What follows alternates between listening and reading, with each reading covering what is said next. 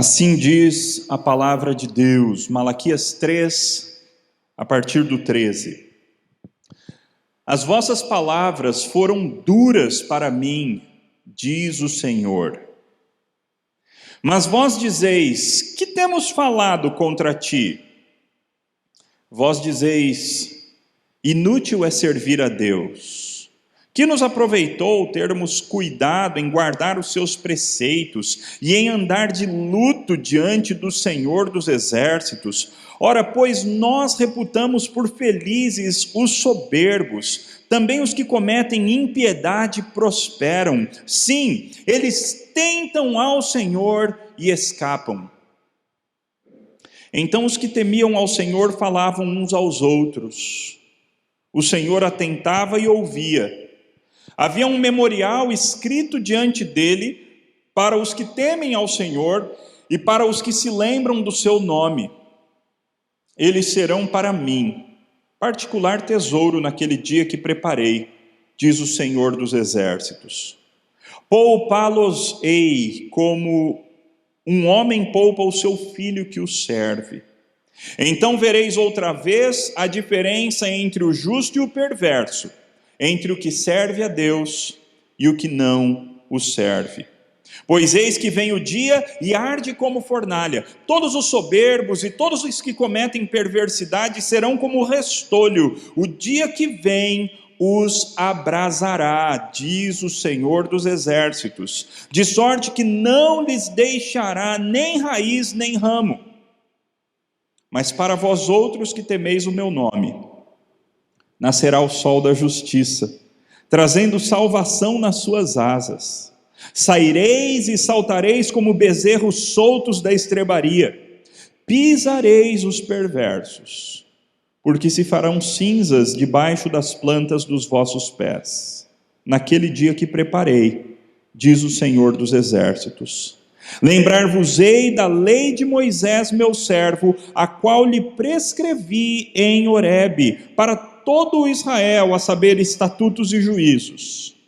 Eis que eu vos enviarei o profeta Elias, antes que venha o grande e terrível dia do Senhor.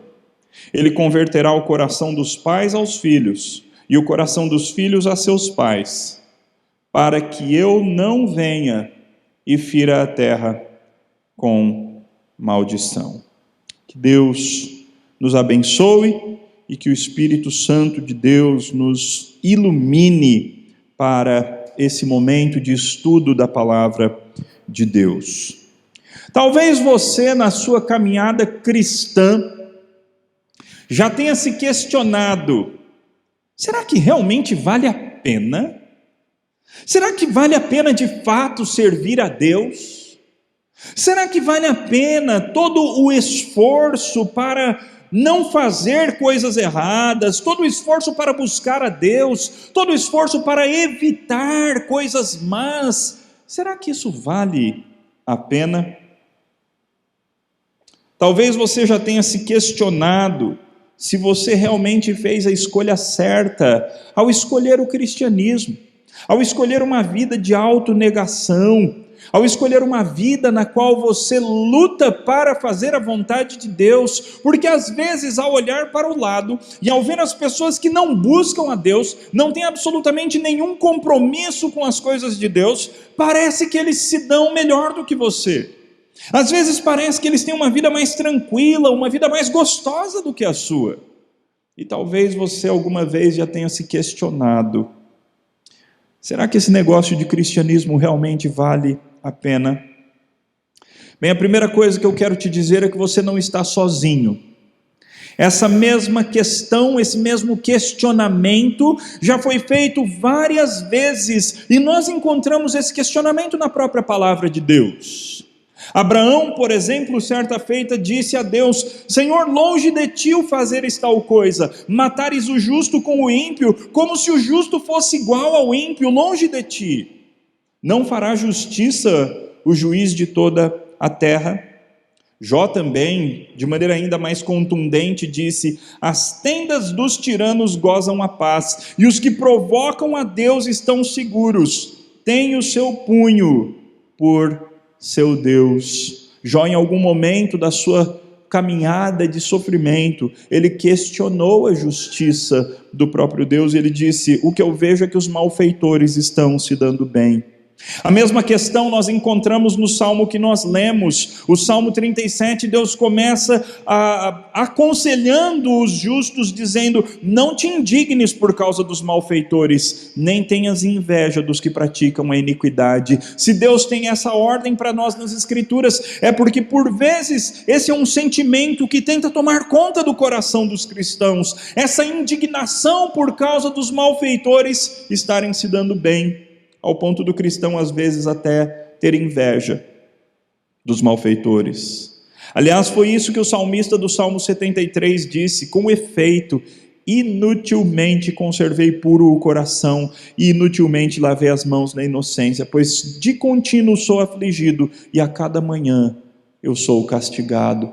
Aquele salmista do Salmo 73, no salmo inteiro ele fala a respeito da sua experiência de quase ter deixado toda a sua vida de comunhão com Deus, porque ele comparava a vida dele de dificuldade e de lutas, e olhava para a vida de alguns perversos, de alguns ímpios, e via que eles estavam se dando bem. Então ele disse: eu acho que não valeu a pena a minha escolha. Ele mesmo é quem nos diz que ele sentia inveja dos perversos. A mesma coisa no Salmo 74: até quando, Senhor, até quando os perversos exultarão? Jeremias, meus irmãos, o profeta Jeremias, em certo momento da sua caminhada, ele sentiu esse mesmo sentimento, e ele disse assim: justo é, ó Senhor, justo és, ó Senhor, quando eu entro contigo num pleito, contudo falarei contigo dos teus juízos. Por que prospera o caminho dos perversos? E vivem em paz todos os que procedem perfidamente, todos os que procedem errado. Eu sei que o Senhor é justo, mas eu vou ousar questionar: por que os perversos estão se dando bem, enquanto os justos estão se dando mal? O profeta Jeremias falou isso. E por fim, meus irmãos, o profeta Abacuque teve o mesmo sentimento, quando ele diz assim no seu primeiro capítulo: até quando, Senhor, clamarei eu e tu não me escutarás? Gritar-te-ei violência e não salvarás? Por que me mostras a iniquidade e me fazes ver a opressão? Pois a destruição e a violência estão diante de mim, há contendas e o litígio se suscita. Por esta causa a lei se afrouxa e a justiça nunca se manifesta, porque o perverso cerca o justo, a justiça é torcida. Meus irmãos, de maneira que nós encontramos diversas vezes nas Escrituras homens santos de Deus abrindo o seu coração na presença do Senhor e admitindo esse sentimento, um sentimento de inveja e um sentimento de um questionamento da justiça de Deus. Será que Deus está fazendo justiça? Será que no meio de tudo que está acontecendo, Deus ainda mantém a sua justiça? E de fato esse é o sentimento que por vezes toma conta do nosso coração. Qual é a resposta de Deus para quando nós estamos nos sentindo dessa maneira injustiçados? Meu irmão, é isso que nós encontramos nesse texto. O texto começa então no versículo 13, Deus diz: as vossas palavras foram duras para mim, diz o Senhor. Uma das coisas mais impressionantes para mim no livro de Malaquias é essa proximidade de Deus, meus irmãos. É como Deus dialoga conosco, como se nós tivéssemos algum valor. É como Deus dialoga conosco, como se fizesse diferença para Ele o que nós estamos pensando. Meus irmãos, quanta condescendência, quanto amor, quanta graça de Deus ao descer no nosso nível para discutir a nossa relação com Ele. Vejam só isso, meus irmãos. Deus diz: as vossas palavras foram duras para mim. Meus irmãos, se a gente fala alguma coisa dura contra Deus, Deus tinha o direito simplesmente de nos destruir. Deus tinha o direito simplesmente de nos fulminar. Mas aqui em Malaquias, Deus quer transformar o coração do seu povo. Então Deus levanta a discussão, e nós temos visto isso no livro inteiro. Aqui Deus diz: vocês falaram coisas duras a meu respeito. E mais uma vez o povo responde como se fazendo de mal entendido, como se não estivesse entendendo o que Deus está falando, e o povo diz: que temos falado contra ti? E então vem a resposta de Deus: vós dizeis, inútil é servir a Deus. Que nos aproveitou termos cuidado em guardar os seus preceitos e em andar de luto diante do Senhor dos Exércitos? Ora, pois nós reputamos por felizes os soberbos, também os que cometem impiedade prosperam. Sim, eles tentam ao Senhor e escapam. Quais foram então as palavras duras que o povo tinha falado contra Deus, e o povo estava inconsciente ou totalmente sem sensibilidade, totalmente insensível com relação ao seu relacionamento no seu relacionamento com Deus? Quais haviam sido as palavras duras? Foram as mesmas palavras que nós vimos em vários trechos das Escrituras. Inútil é servir a Deus. Meus irmãos, quando nós falamos isso, quando nós pensamos isso, nós ferimos o nosso Deus. Sim, nós temos o direito de falar. Deus nos dá uma certa liberdade de expressão, e se você está sentindo isso no seu coração, Deus quer que você traga isso à tona para que isso seja tratado. Mas não pensemos que Deus não se importa. Deus entrou num relacionamento verdadeiro conosco. E quando nós falamos ou pensamos coisas duras contra o nosso Senhor, isso pesa. Deus sente o peso disso. As vossas palavras foram duras para mim. Eles haviam falado: inútil é servir o Senhor.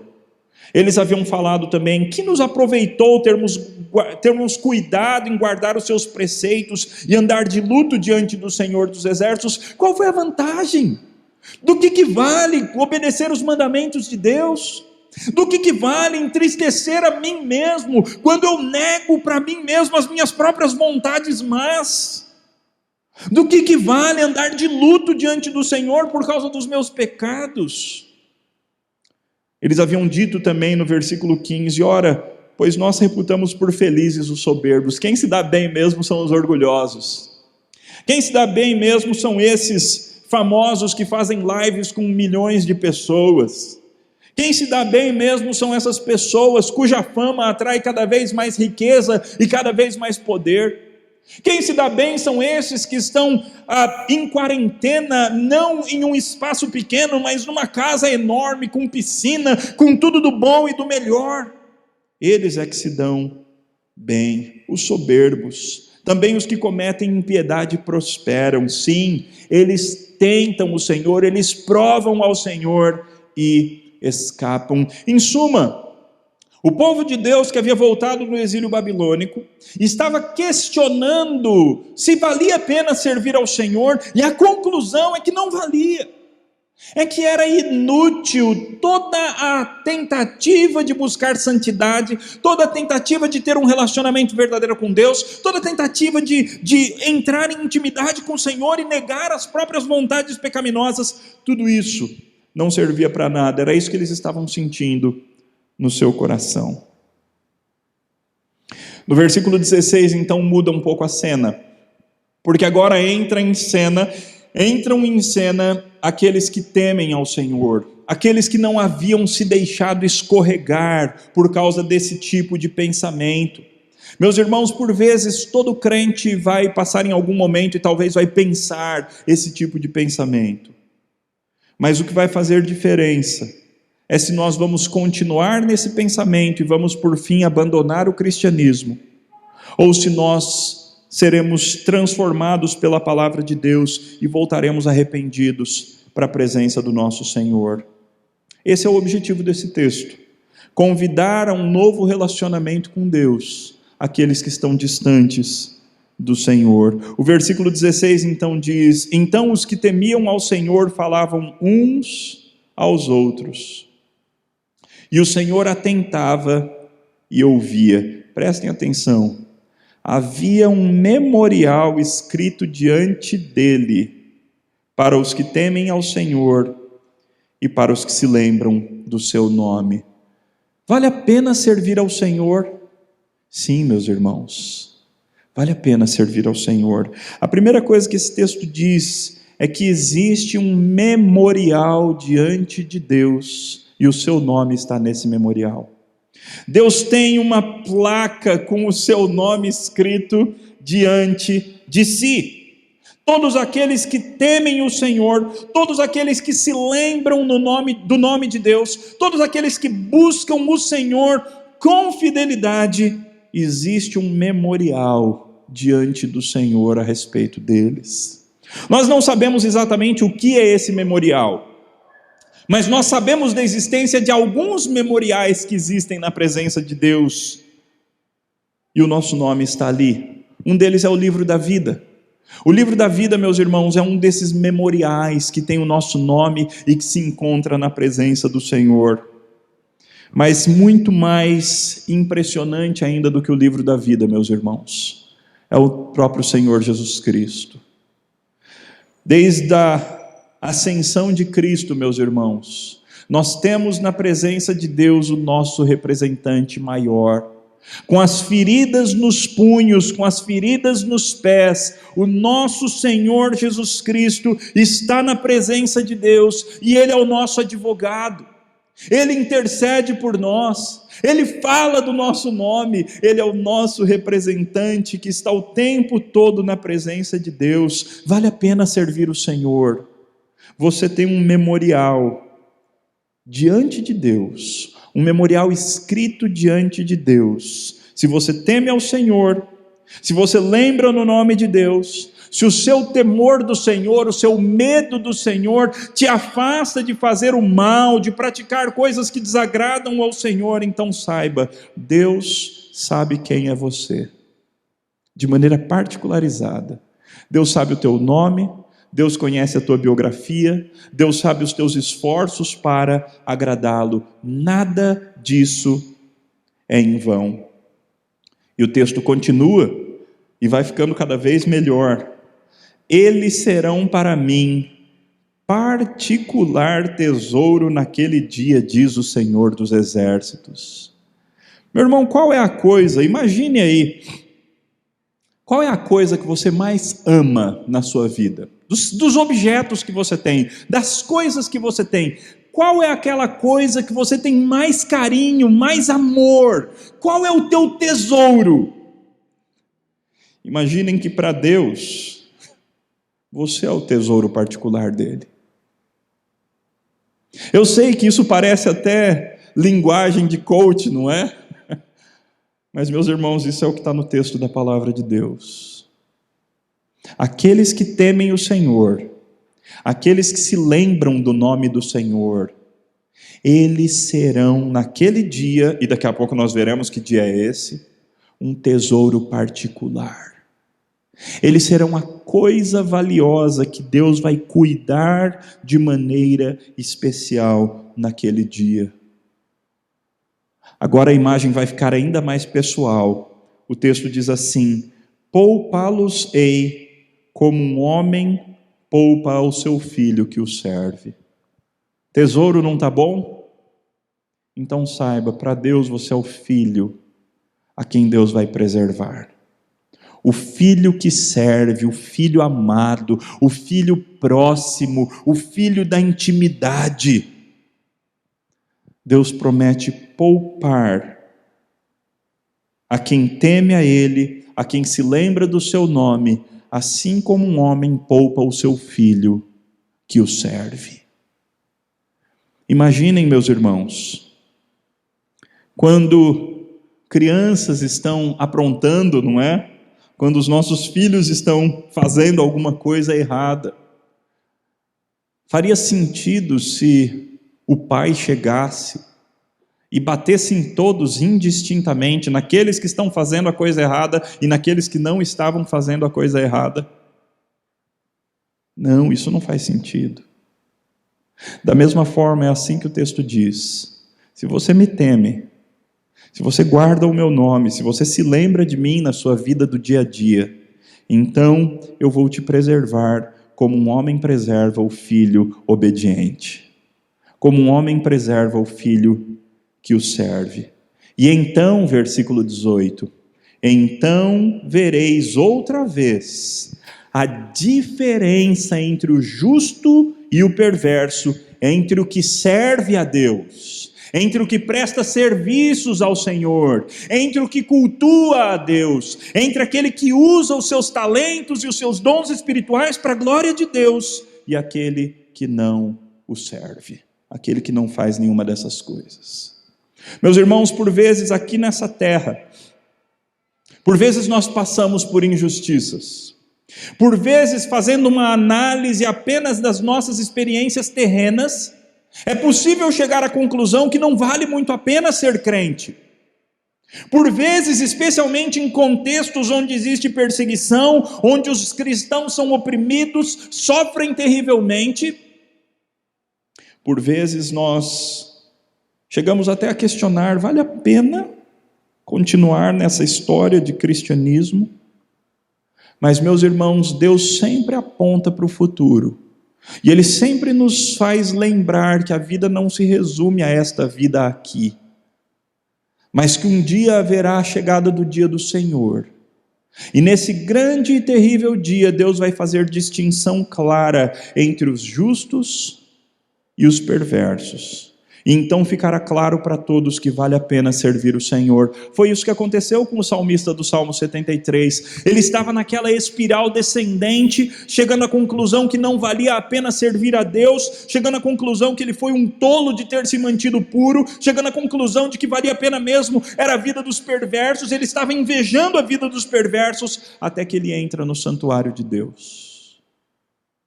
E ele atina, ele atenta, ele se conscientiza com o fim que os perversos terão. E o resto do salmo, então, ele descreve o que vai acontecer com os perversos e como Deus vai salvar de maneira especial os justos. É isso também que nós encontramos no resto do livro de Malaquias, meus irmãos. Embora nós tenhamos um novo capítulo, Deus continua falando a respeito exatamente do mesmo assunto que ele estava falando antes. E agora vem a explicação do porquê que Deus, quando é que Deus vai fazer essa distinção entre o justo e o perverso? Quando é aquele dia no qual nós teremos o tesouro particular de Deus? O capítulo 4 explica quando diz assim: pois eis que vem o dia, e arde como fornalha, todos os soberbos e todos os que cometem perversidade serão como o restolho. O dia que vem os abrasará, diz o Senhor dos exércitos, de sorte que não lhes deixará nem raiz, nem ramo. Meus irmãos, a Bíblia inteira aponta para um dia chamado o dia do Senhor, o dia grande e terrível dia do Senhor, o dia da ira de Deus, o dia do brasume da sua ira, o dia no qual a ira de Deus cairá pesada sobre toda a humanidade. Deus de vez em quando dá uma prova desse dia. Assim como nós estamos vivendo com essa crise do coronavírus, dia do Senhor, mas ainda um dia tão pequenininho, meus irmãos, comparado ao que será o grande e terrível dia do Senhor. Meus irmãos, pegue o país que mais está sofrendo com a tragédia do coronavírus, pegue o país onde a maior porcentagem de pessoas morreu, isso ainda não é absolutamente nada comparado ao dia do Senhor. Deus diz que esse dia vem, e ele já arde como fornalha. Nesse dia todos os soberbos, é interessante isso, não é? A primeira definição de Deus daqueles que não o servem é essa: todos os soberbos. Meu irmão, minha irmã, cuidado com o orgulho, cuidado com a soberba, cuidado com o pensamento de que você é superior às demais pessoas, que você merece melhores coisas do que outras pessoas, que você tem mais valor do que outras pessoas, seja por causa de estudo, seja por causa de capacidade natural, seja por causa de inteligência, seja por causa da sua capacidade de relacionamento, seja por causa das coisas que você conquistou na vida, da sua biografia vencedora. Cuidado. Porque a primeira coisa, as primeiras pessoas que Deus coloca como alvo no dia do Senhor são os soberbos, seguidos pelos que cometem iniquidade e perversidade. Interessante, não é? O dia que vem vai fazer sofrer todos os soberbos e todos os que cometem perversidade. Eles serão como restolho. Restolho, meus irmãos, é a palha que sobra do trigo. É aquele resto inútil que sobra do grão bom do trigo. O grão então é retirado, recolhido, guardado, e a palha é queimada em fogo. É essa imagem que Deus está usando para dizer: é assim que eu farei com os soberbos e com aqueles que cometem perversidade. Não vai ficar nem raiz, nem ramo. Não vai sobrar nada deles. E aí então Deus se volta para nós. E ele diz assim: mas para vós outros que temeis o meu nome. De novo, a grande característica dos santos, nesse texto e em vários textos da Bíblia, é que eles temem o nome de Deus. A Bíblia fala muito mais a respeito de temor do nome de Deus, de temor de Deus, do que de sermos crentes. Interessante, não é? A Bíblia nos define muito mais como tementes a Deus do que como crentes. Uma das principais características daqueles que amam ao Senhor Deus é que eles temem, eles têm medo, eles têm um grande respeito e medo pelo Senhor, porque eles conhecem o tamanho do Senhor. Mas para esses que temem o nome de Deus, nascerá o sol da justiça. Meus irmãos, essa é uma profecia apontando para a vinda do Senhor Jesus Cristo.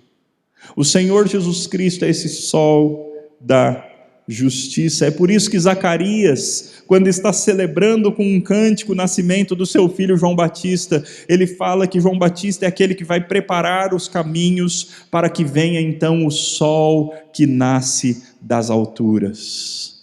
É o nosso Senhor Jesus, o sol da justiça que traz salvação nas suas asas. E aí vejam como ele define os crentes: saireis e saltareis como bezerros soltos na estrebaria. É uma das imagens bíblicas que eu mais gosto.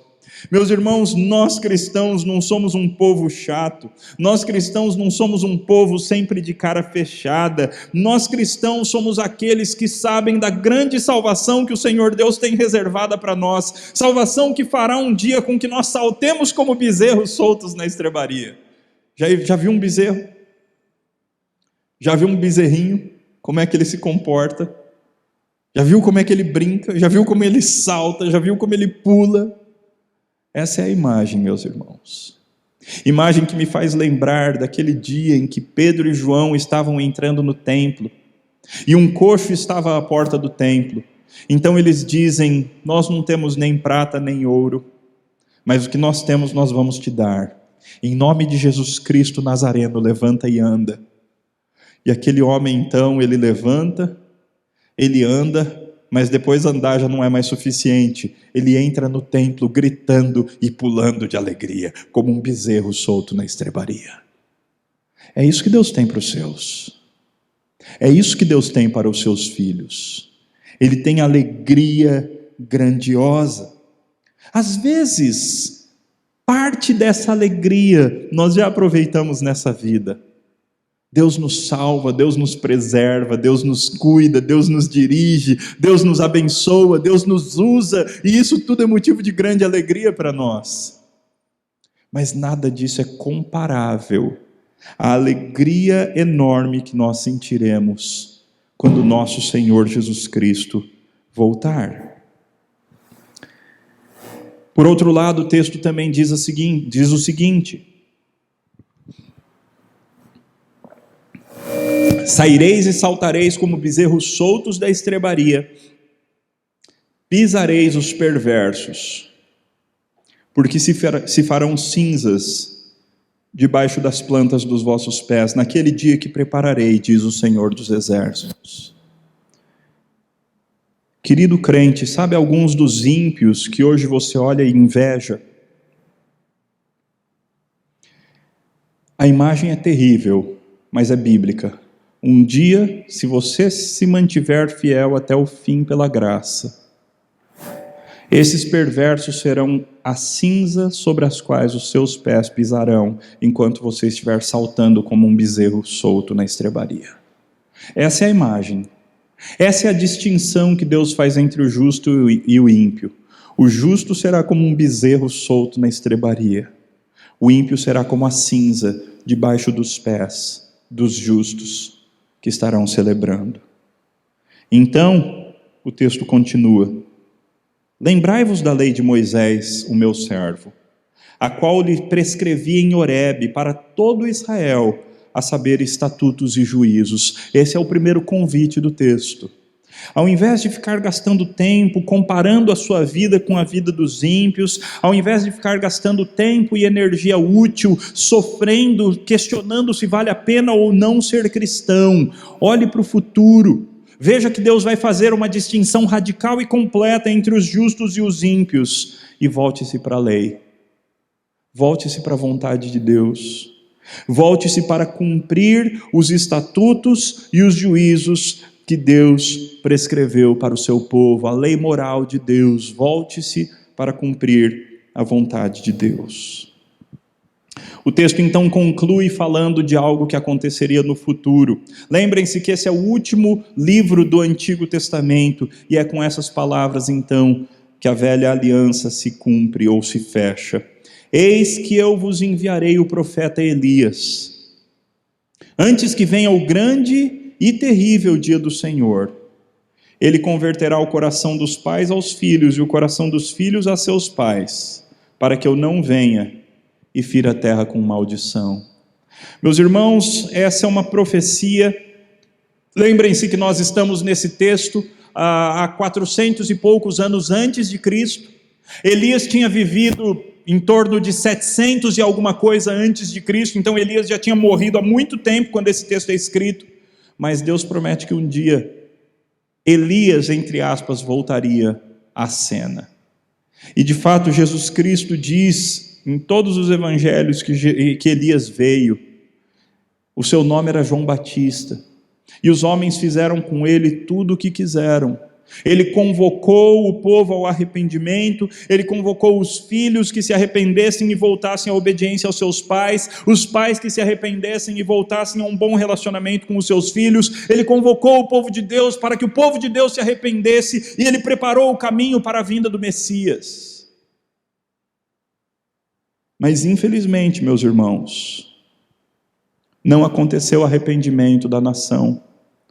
O povo de Deus, ao invés de acontecer o que Deus diz no versículo 6, ao invés do coração dos pais ter sido convertido aos filhos e o coração dos filhos aos seus pais, eles mataram o Messias. Eles assassinaram João Batista. Eles destruíram e perseguiram o cristianismo com avidez. O povo de Deus rechaçou mais uma visita que Deus lhes estava fazendo. Então, aquilo que esse texto diz que não aconteceria se houvesse conversão, foi exatamente o que aconteceu. Porque o povo não se arrependeu, então Deus veio e visitou a terra com maldição. Assim aconteceu no ano 70 depois de Cristo. Visto que o povo de Deus não aceitou a visitação do Emanuel, Deus conosco, então no ano 70 todos eles foram tragicamente destruídos, e mais um dia do Senhor se cumpriu para com a nação de Israel. Mas isso serve para nós também, meus irmãos. Deus ainda promete que o sol que nasce das alturas, o sol que traz salvação nas suas asas, ele nos visitará mais uma vez. O nosso Senhor Jesus Cristo voltará. Deus trará mais uma vez testemunhas fiéis que venham pregar a palavra de Deus no final dos tempos, como o Apocalipse anuncia. E nós? O que nós faremos enquanto isso? Será que nós ouviremos o convite da palavra? Lembrai-vos de Moisés, lembrai-vos da lei, pratiquem os estatutos e juízos, entrem de novo num relacionamento de intimidade e de amor com o Senhor nosso Deus, voltem a temer o nome do Senhor? Será que nós ouviremos o convite para então sermos como bezerros soltos na estrebaria? Ou será que nós escolheremos a outra via? A via da rebeldia, a via do afastamento, a via da inveja, a via da rebeldia contra o Senhor nosso Deus. Deus nos chama para um novo relacionamento com Ele. E é esse o objetivo de todo o livro de Malaquias. Deus quer que nós tenhamos um relacionamento intenso de amor com Ele. É por isso que Ele começou o livro dizendo: eu tenho amado vocês. Eu amo vocês, eu tenho amado ao longo das eras, eu amo vocês. Como é que nós temos respondido ao grande amor do Senhor nosso Deus? Ele nos convida hoje então, volte-se para Deus, volte-se para um relacionamento de intimidade, volte-se para um relacionamento de temor do Senhor e de prática dos mandamentos de Deus. E então você verá na tua vida que vale a pena servir o Senhor, porque para Ele você será como um tesouro particular e será preservado como filho obediente. Vamos orar. Querido Deus, obrigado pela Tua palavra. E obrigado por nos lembrar mais uma vez nesta manhã que vale a pena servirmos o Senhor. Pai, o Senhor preserva o seu povo no meio das pestes que o Senhor envia para o mundo. Mas ainda quando o Senhor permite que o seu povo sofra por causa das maldições que o Senhor mesmo impetra no mundo, o Senhor promete que ao final o Senhor terá salvação para nós. Pai, ainda que morramos, a morte dos justos é preciosa aos teus olhos. Ainda que sejamos consumidos como Lázaro foi depois de uma vida de intenso sofrimento, seremos levados por anjos para o seio do pai Abraão, onde aguardaremos felizes e cheios de alegria o grande dia no qual o Senhor vai fazer justiça completa e então estabelecer o novo céus e a nova terra, onde toda lágrima será enxugada. Pai, ajuda-nos a viver hoje à luz desse grande dia futuro. Ajuda-nos a viver hoje à luz do dia do Senhor e à luz do novo céus e nova terra. Que o Senhor nos dê graça, que o Senhor nos complete, que o Senhor nos faça íntegros, que o Senhor nos faça santos para a glória do Teu nome em Cristo Jesus. Amém.